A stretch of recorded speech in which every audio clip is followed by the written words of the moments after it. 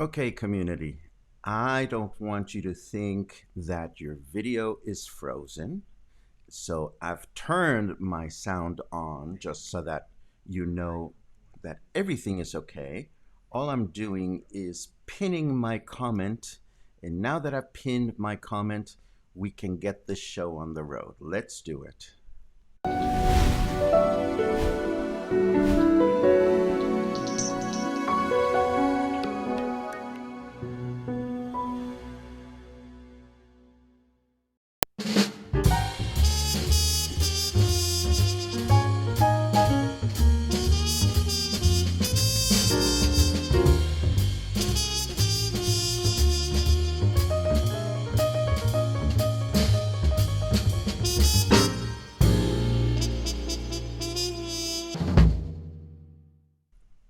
Good morning, everyone, and welcome back to Coffee and Headlines. Today is Wednesday, July 15. It's the middle of the month. It's the middle of the week. It's Hump Day. Note to self, find out more about why Hump Day is called Hump Day. As you know, we're here every morning live on Facebook, 10:30 in the morning, hoping to share great and interesting news and stories and suggestions about how to make our lives as English-speaking people living in Puerto Vallarta more meaningful. If you're new to the show, my name is Paco Ojeda, and it is a pleasure to be here every morning with friends old and new and brand new. So if you're here for the first time, please write the word new in your comments, and we'll make our best possible effort to give you a warm welcome during the show. If not, we will do it afterwards. If you have a question, please try to put the letter Q before your question, because comments go by fast and furious during the broadcast, and we want to make sure that we can help each other as best as possible when people have specific concerns that they want to bring up. As always, we're going to start with news. We have all kinds of fun news, sad news, important news, and some colorful news to share as well, coming from our neighbors in Nayarit. File them under the what were they thinking, but I don't want to get ahead of myself. As always, it is great to see so many of you folks that join us on a daily basis or very, very, very frequently. Paul, before I forget, I have a question for you, because I know that you live in Boston. Curiously enough, after almost 20 years of having left Boston and never having gone back to the United States, I woke up this morning craving a ham and cheese croissant from Au Bon Pain, which was a great bakery when I lived there. And I wonder if it still exists. If it does and you want to drop me a note, just feel free to do that. And if you don't know what I'm talking about, well, it used to be a great fun bakery when I lived in Boston. Ann Carton has her coffee, did her morning meditation. I wish I knew how to meditate, because some nights I get so worked up about the news that it's difficult for me to fall asleep. And Logan very quickly tells us that the humping has to do with camels. Good to know. Okay, excellent. Let us dive into the news, and we will continue humping as we go.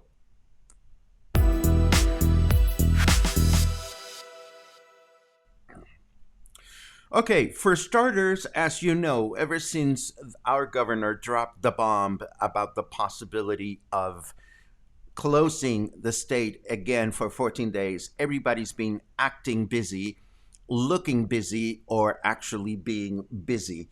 This first headline comes from Contralinea, and of course it shows our mayor having conference calls with people from the business industry, from the tourism industry locally, and talking about how to best coordinate efforts between the business organizations and the local authorities to make sure that everybody does what they have to do, or what we have to do, and make sure that that we avoid going into this 14-day close down. Now, does the article mention any specific actions that were taken? No.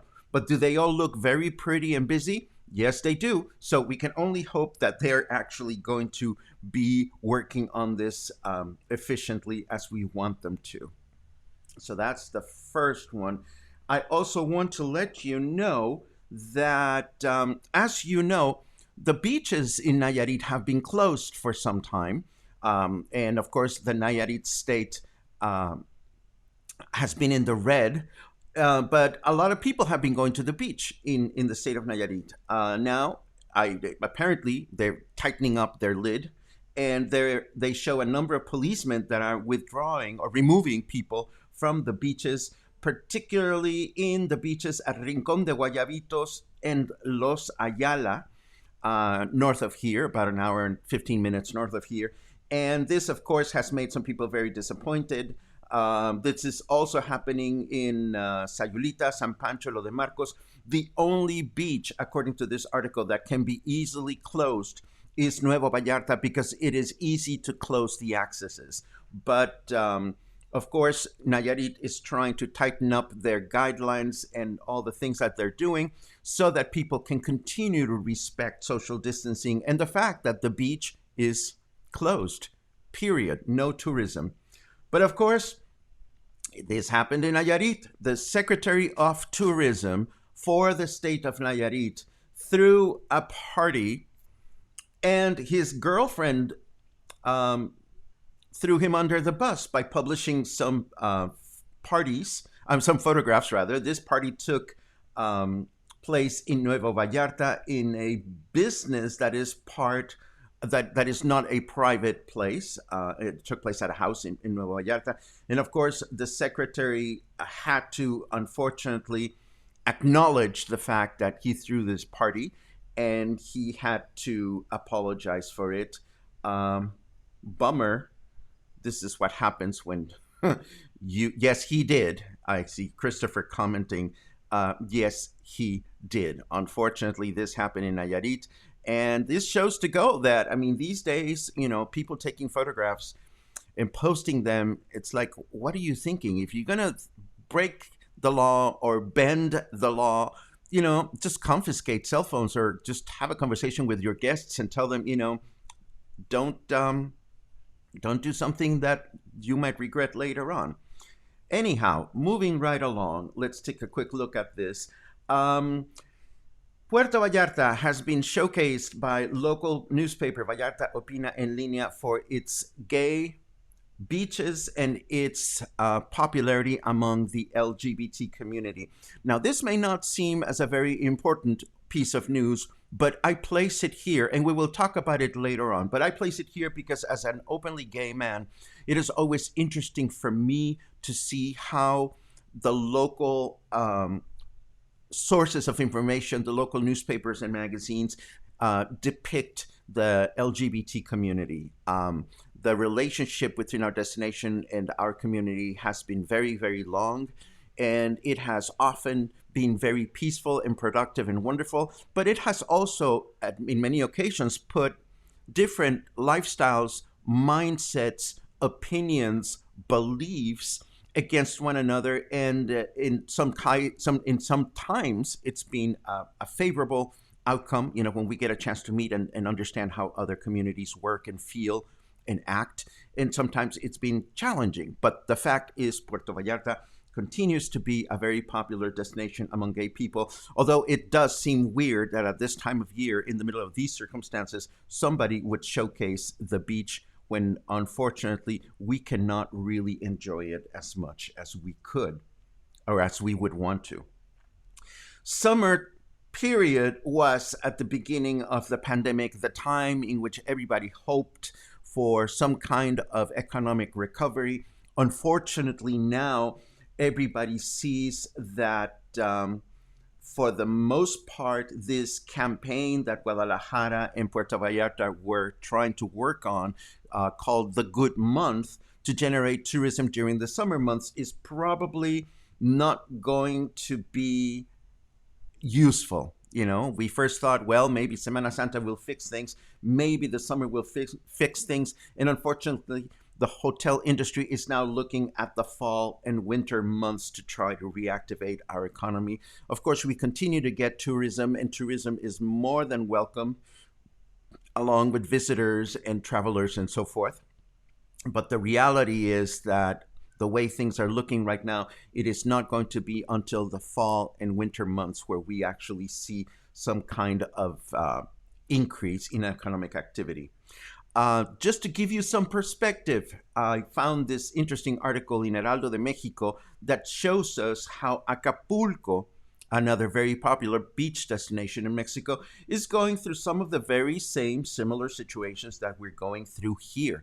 There is a lot of people on the beach. There is no collaboration from visitors and tourists who think, well, because we're on vacation, we can just break the rules and so forth and so on. And Acapulco is also right now in a place in which they might have to close their beaches again. This is so sad, but it really is up to each and every one of us to try to make things better for everyone. Mexico and the United States have extended the closing off the border for everything but essential travel until the 21st of August. I thought I would share this because, as you know, you can fly in and out. People that are driving, crossing the border by car, you need to have a very specific reason to do that, and an important one, in order to be able to cross the border.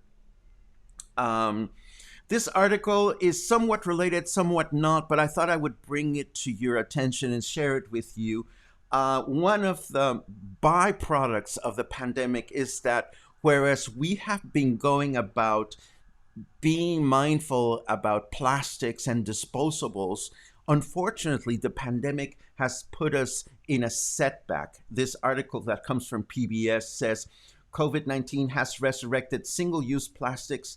Are they here to stay? And this makes me wonder about ways in which we can try to be mindful about plastics. I know we want to make sure that all the things that we get to go get properly packaged, but wouldn't it be nice if all the restaurants and takeout places that are now offering food to go would make sure that they were using disposable containers? Later on this week, or in a couple of weeks, I want to go to Senaduría Row, which is a street here in Versalles, where there's all these little family restaurants where you can buy pozole and all kinds of Mexican wonderful things. And I want to make a video of it so that I can share this activity with you, and we can find out together whether it is safe or not to go there. But of course, in buying something that is brothy and liquidy like pozole, I'm going to bring my own Tupperware and make sure that they serve my food in my own container. So if you're interested in what's going on with disposables and plastics and stuff like that, I strongly recommend this article because you may find it very, very interesting.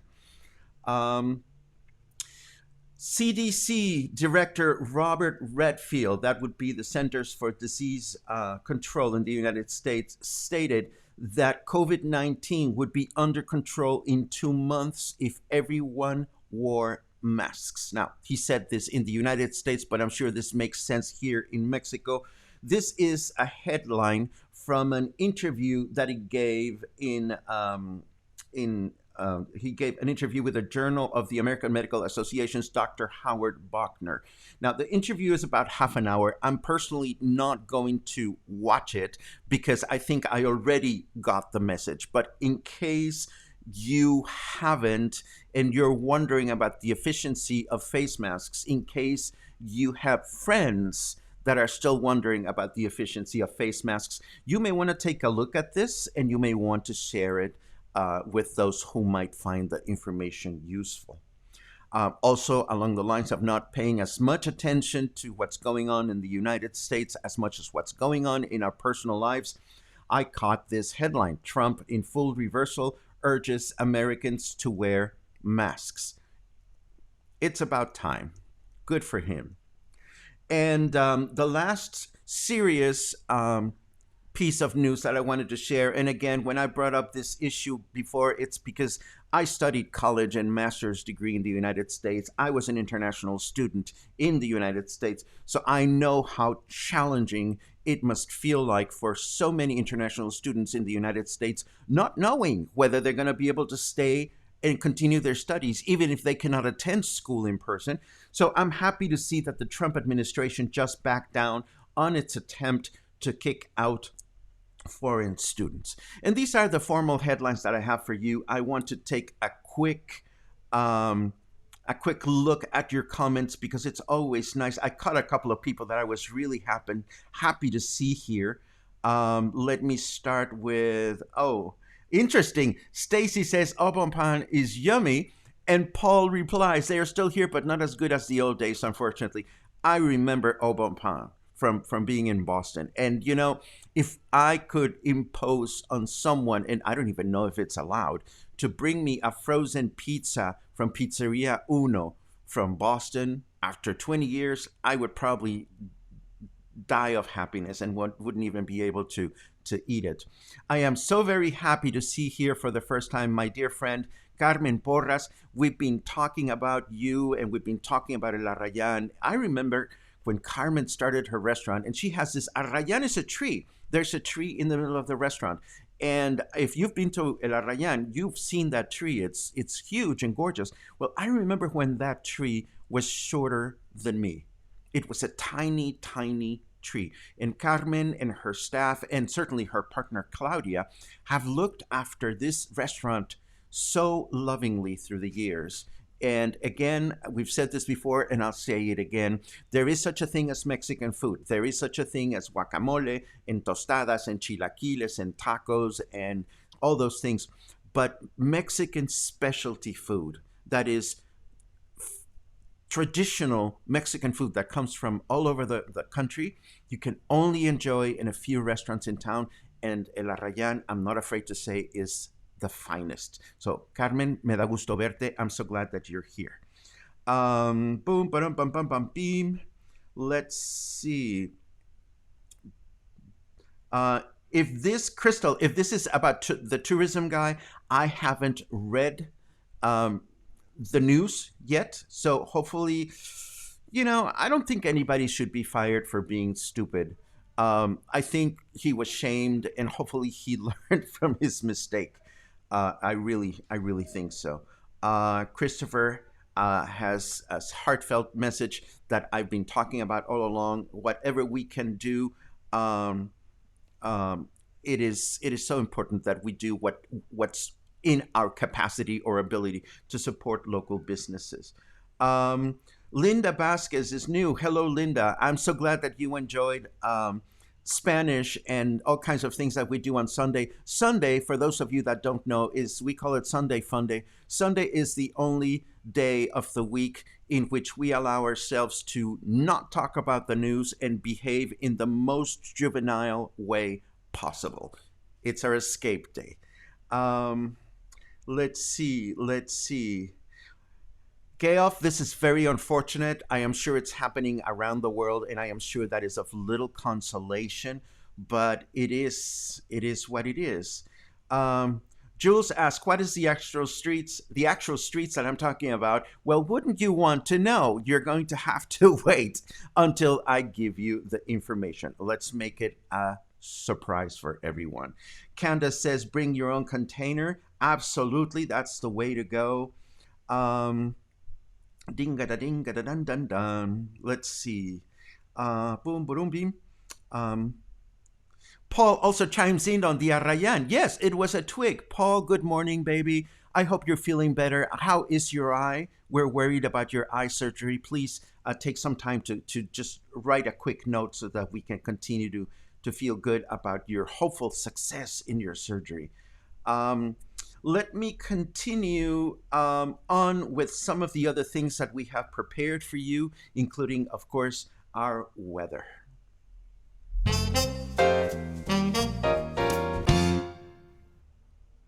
And where is our weather? Hold on, there it is. Okay, I've switched things around. Now I post Our weather in centigrades, it's 28 degrees centigrades and it's 82 Fahrenheit right now. Um, um, Snarky Carrot Weather says, I've heard it on good authority that all TV weathermen are furries. Well, I have a little bit of hair chest, if that's what Carrot Weather refers to. I don't know exactly what it means. But I can tell you that we can expect some rain in the evening with slight winds today. And tomorrow, also some light rain in the evening. I always hope for lots of rain because one way or another, it clears the air, it decreases humidity, and hopefully it helps us all sleep well. Moving on with all the things that we have to talk about, do you remember how a couple of weeks ago, we talked about this campaign that my friend Logan Miller started to feed the horses in El Jorullo? Well, this is going great. I want you to know that it's going really, really well. We have been able to raise the money that we've needed for the next few months. But I wanted to bring this back to your attention because this was caught by our friend Sandra Sesca. And Sandra, let me actually stop and tell you a little bit about Sandra. Sandra is a friend. I cannot tell you that she's a good friend because it's not like we hang out and go shopping and go get mani-pedis together, but she is certainly an amazing cultural ambassador to our city. I've seen her, I don't exactly know what she's doing right now, but I've seen her do walking tours. She has published books about Puerto Vallarta. She publishes photographs about Puerto Vallarta. And she has this amazing webpage where she pointed out to me that she wrote a great article about our friend Juan Caballos, who is part of this cooperative of horses and provides horseback riding tours in Puerto Vallarta. So I want to make sure that you know about this because, as we've said before, we get a lot of tourists that are happy to spend their time going from one happy hour to the next or staying at their all-inclusive, and that's awesome. But we also welcome voyagers and travelers, people that want to get involved with the fabric of our local lives as in a more cultural way. And Sandra is one of those people. She's a kindred spirit. She loves to collaborate and meet and talk to people that want to know how we live on a day-to-day basis and want to know more about the cultural life or the mundane life or the everyday life here in Puerto Vallarta. So I'll be so very happy to share this information with you so that you can also learn more about her and her pursuits. Moving right along. This is something that is a little bit beyond me. In fact, it's quite beyond me. One of our very nice readers, his name is Rip Rupinski, sent me this link to the fact that there is a comet that is visible from the Puerto Vallarta sky, and he sent me the proper coordinates and so forth and so on. And I wrote him back and I told him, this is really fascinating. I don't have much knowledge about this. I have an application on my iPad that allows me to, look at the night sky and make sense of it when I'm traveling and when the sky is clear. So I have asked him to please let us know more about how this thing works so that we can hopefully learn more about the night sky.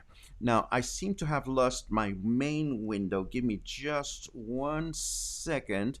Aha, I clicked somewhere, got excited, and I missed my main window. Let me continue on with some of these headlines. Oh, this next one is really colorful, I hope. See, I've heard from at least a couple of people that cringe when they go to the supermarket. And actually, let me come back to my big me. I've heard at least a couple of people that cringe when they go to the supermarket and they get to the produce section and they see all these people touching vegetables and touching fruits. And of course, who wouldn't cringe at that in the middle of the coronavirus? Of course, we feel all freaked out when we're buying things that somebody just touched. Well, there's a reason behind it, and I'm sure this is not exclusive only to Mexico. a lot of times when we want to find out if something is ripe or not, we determine that by touching it, and it must be difficult for some of us. I'm not of a big veggie toucher myself, but I do go into the supermarket and I want to feel how they feel.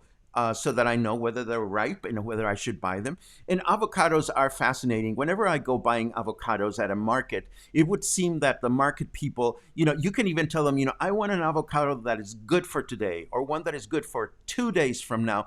And they know what to give you based on the touch. So this article is about how to pick the right avocado by just looking at it. And what it says is that you have to look at the color.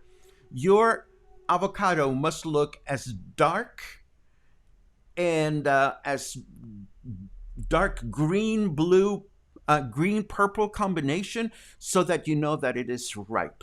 And that is what this article claims. Don't hold it against me. I think I'm going to continue to fondle my avocados and my fruit at the supermarket. So if you see me doing that, please don't go batty, and please understand that it's a cultural thing for many of us.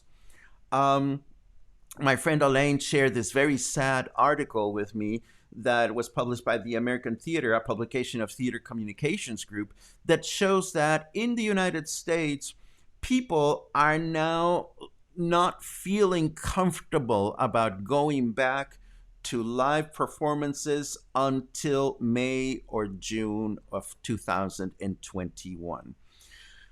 This is very sad because we have so many good friends and wonderful people that make a living on stage. And we have good friends and wonderful people that own or manage stages. And it must be very, very difficult for this industry. Bar owners, same thing. So our thoughts and our prayers are always with you so that we can all move through this as best as possible. Along the same lines, I want to show you this photograph. This is the theater at Conjunto Santander in Guadalajara. It's a beautiful performance space. And what they've done now, apparently, is that they have pre-recorded a series of performances that they're going to make available for us to watch live, and they're going to be available at very reasonable prices. What they're hoping is that they're going to start on this on in a couple of days from today, on Friday the 17th, and with prices going from 80 to 120 pesos for the performances.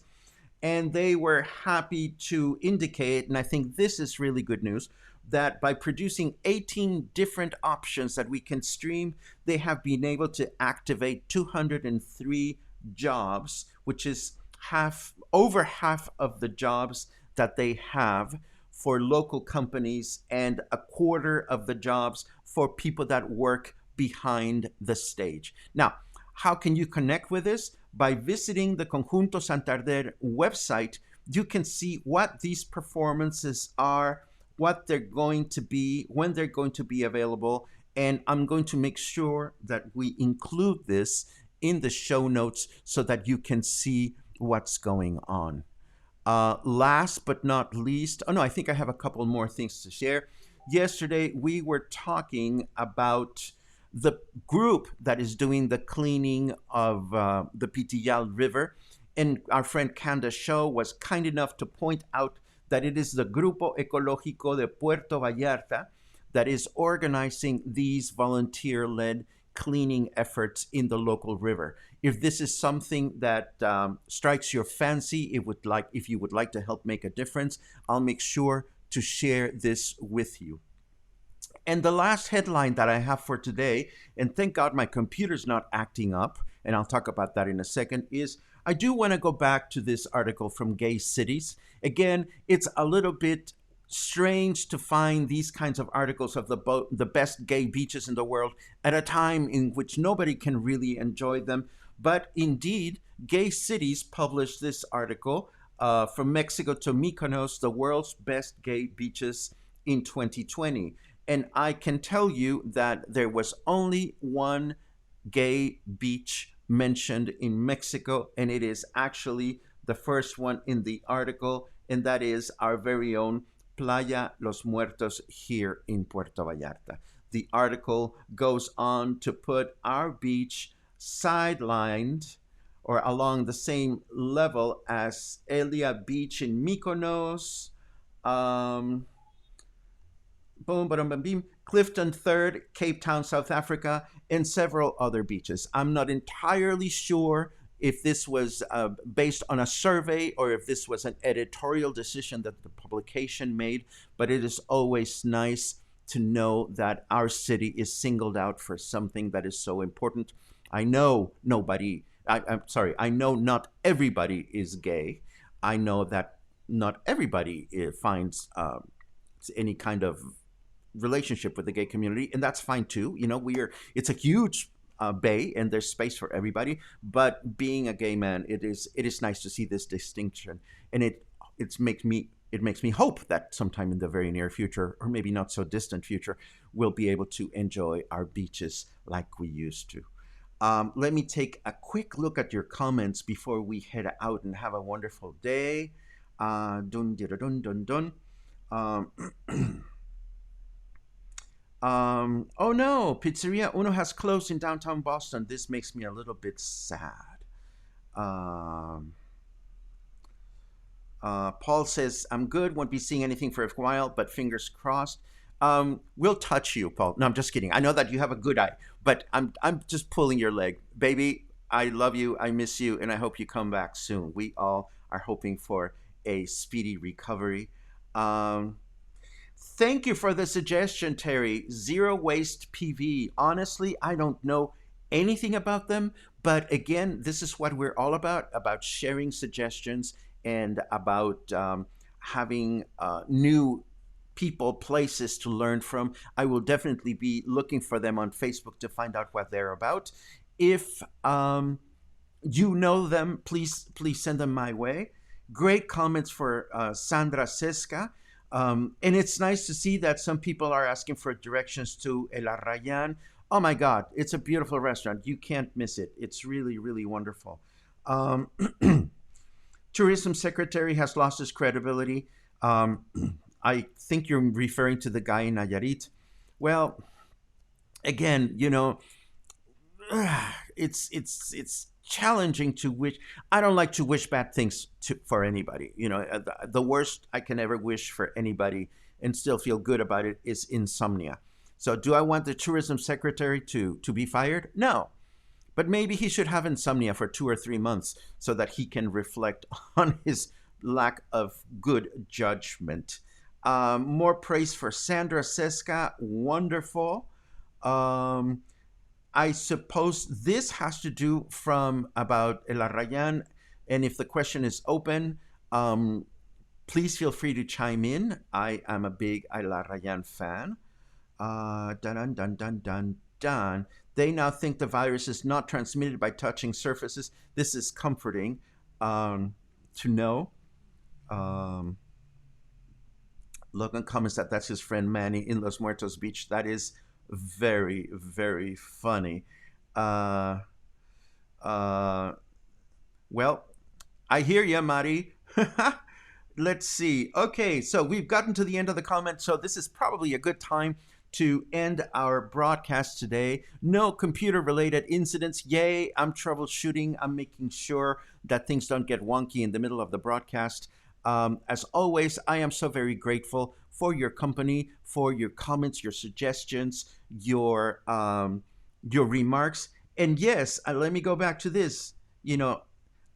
I hate insomnia, Claude. It's the worst punishment that I can receive, even worse than having diarrhea or other crazy things. For me, if you ever want to punish me, wish me insomnia because it just freaks me out. So I've decided that I'm going to go through life wishing insomnia on things or people that I disagree with. That's all I have for you today. I wish you a wonderful hump day. I wish you a great rest of the week. Please stay happy, stay healthy, stay kind, and stay in touch. Have a great day.